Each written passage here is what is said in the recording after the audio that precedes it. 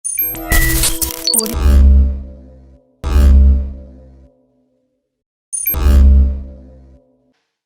Back जी। एक बार फिर मैं आपको शामिल करता हूँ अपने यूट्यूब चैनल पर। Pakistan versus West Indies T20 आई सीरीज चल रही है। पाकिस्तान ने पहला T20 आई जीत लिया था, अब दूसरा T20 आई खेला जाएगा आज। अगर हम कहें तो पाकिस्तानी वक्त के मुताबिक सुबह 5 बजे तो वो मैच खेला जाएगा। और अगर हम इस चीज को देखें तो सबसे पहले आपको ये बताते चलें कि पाकिस्तान ने पहला मैच, जिस तरह मैंने बताया कि जीत लिया, वो 14 रन से जीता था। वहां पर पाकिस्तान ने पहले बैटिंग करते हुए एक निस्बतन बेहतर बैटिंग डिस्प्ले शो किया था। और फिर बॉलिंग करते हुए अगर हम बात करें तो पाकिस्तान ने वो मैच एंड पे बासानी जीत लिया। हमें एंड पे कुछ वो महंगे हमारी तरफ से हुए, लेकिन हम मैच एंड पे बासानी जीत लिया। अब ये देखते हैं कि सेकंड T20 आई में पाकिस्तान को क्या चेंजेस करनी चाहिए या नहीं करनी चाहिए, क्या कॉम्बिनेशन खिलाना चाहिए और पाकिस्तान को किस तरह जाना चाहिए। अब देखें, इस चीज को देखने के दो तरीके हैं। एक तो ये कि आपने प्रिपरेशन करनी है, ऑब्वियसली आपने कॉम्बिनेशन सेट करना है WT जो वर्ल्ड T20 आ रहा है आगे, उसके लिए। एक तो उस पैरा है में इस चीज को देखेंगे। दूसरा, ऑब्वियसली आप कोई भी मैच खेलते हैं वो जीतने के लिए खेलते हैं, कोई भी सीरीज खेलते हैं वो जीतने के लिए खेलते हैं, तो आपको वो भी देखना होगा।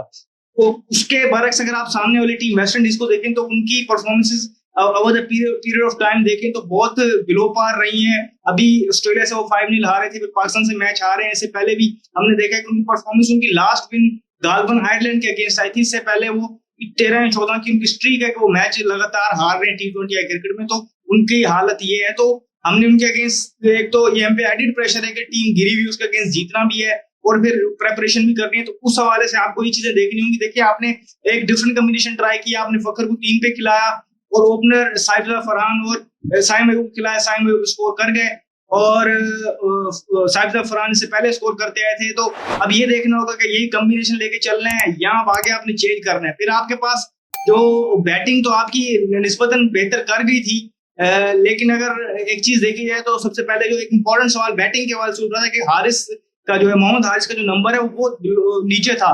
कि आपने ये भी देखा कि बाद में फहीम अशरफ भी उससे ऊपर आए, मोहम्मद नवाज भी उनसे ऊपर आके खेल रहे थे, हालांकि वो स्पेशलिस्ट बैटर है। तो एक चीज को वो देखनी पड़ेगी बैटिंग ऑर्डर के हवाले से।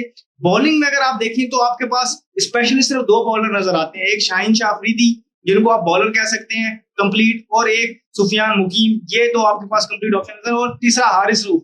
तो इसके अलावा आप T20 क्रिकेट में आप ये ठीक है, आप ऑलराउंडर्स आप ज्यादा निस्बतन ODI क्रिकेट और टेस्ट क्रिकेट निस्बतन आप इसमें ज्यादा ट्राई कर सकते हैं। लेकिन आप ये चीज भी देखें कि आपके पास सिर्फ 12 ओवर ही ऐसे हैं जिसपे आप रिलायबल हैं। उसके अलावा अगर आप मोहम्मद नवाज को देखें तो वेस्ट इंडीज के अगेंस्ट उनका रिकॉर्ड ठीक है, अच्छा है, लेकिन क्या आपने ये भी पास में देखा है कि कभी उनसे 1 ओवर करवाया गया और T20 क्रिकेट में कभी वो सिर्फ उन्होंने एज अ बैटर खेला हो। तो वो उस तरीके से एक ऑलराउंडर वाली कैटेगरी में आते हैं और बिट्स एंड पीसेस वाले प्लेयर हैं। फिर फहीम अशरफ से भी आप एक्सपेक्ट ना करें कि वो 4 ओवर की स्पेल हर रोज पूरी करेंगे। नॉर्मली वो 1 या 2 ओवर वाले बॉलर ही होंगे, क्योंकि अभी तो आपने उनको डेथ में बॉलिंग करवा के देख लिया। और ये हिस्टोरिक है कि डेथ ओवर्स में वो अच्छी बॉलिंग नहीं करते और रन ले जाते हैं। तो और फिर एक आध ऑप्शन जो बनता है मिडिल ओवर्स में या नए ओवर्स में नए बॉल के साथ पावर प्ले में, तो एक आध ओवर वो होगा। तो ये भी बिट्स एंड पीसेस वाले हैं। फिर अगर आप साइम अयूब से ओवर देखना चाह रहे हैं या आगा से देखना चाह रहे हैं या कुछ दिल अगर खेलें तो उनसे देखना चाह रहे हैं, तो वो सारे बिट्स एंड पीसेस वाले ही है। तो आप उनको स्पेशलिस्ट बॉलर लेके ना चलें, तो आपको एक स्पेशलिस्ट बॉलर और डालना चाहिए। देखें, यहाँ पर आपको चॉइस सीधी सीधी नजर आ रही है कि अगर आपने स्पिनर को चेंज करके अगर आपके पास चेंज करना है तो 2 ही आपके ऑप्शन नजर आ रहे हैं। स्पिनर जो है मोहम्मद नवाज, उसकी जगह हसन अली आ सकते हैं, उतनी बैटिंग वो भी कर सकते हैं, 10-15 रन देने वाली थोड़ी सी अगर वो मेहनत करें।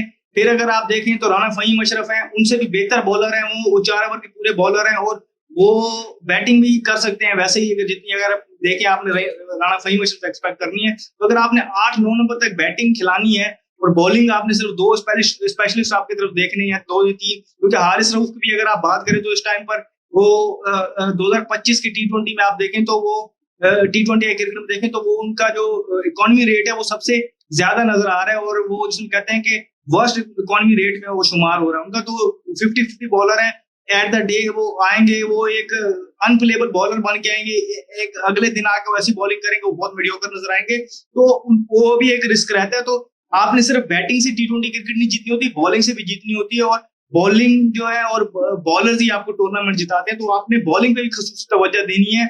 ऐसा नहीं है कि उसको बिल्कुल ढीला छोड़ देना है और सिर्फ मॉडर्न डे के क्रिकेट में सिर्फ आपने बैटिंग को ही फोकस करना है। तो वो चीज आपको देखनी होगी कि आप बॉलर्स कहीं ना कहीं आप वहां पर इसे कहते हैं कि आप जिसे कहते हैं डंडी मार रहे हैं या वहां पर आप थोड़ा सा जिसे कहते हैं कम तवज्जो दे रहे हैं, तो वो आपके लिए वरिंग साइन हो सकता है। मैं मानता हूं कि आपको बैटिंग लंबी खिलानी है T20 क्रिकेट में अगर आपने हाई रिस्क क्रिकेट खेलनी है, लेकिन एट द सेम टाइम आपने ये चीज भी देखनी है कि आप लंबा करके जिनको खिला रहे हैं उनकी यूटिलिटी कितनी है, आप किसी और को ला के उनकी जगह पर खिला के उनसे कितनी यूटिलिटी ले सकते हैं, क्योंकि बेट्स एंड पीसेस वाले प्लेयर्स मैंने आपको गिना दिए हैं कि वो हैं मौजूद, उनको रिप्लेस इजीली किया जा सकता है उन नंबर्स को। तो देखते हैं क्या डिसीजन आता है, जो भी चीजें होंगी हम आपको यहाँ पर बताएंगे। इस वीडियो में फिर वक्त इतनी मुझे दी, शुक्रिया, अल्लाह हाफिज।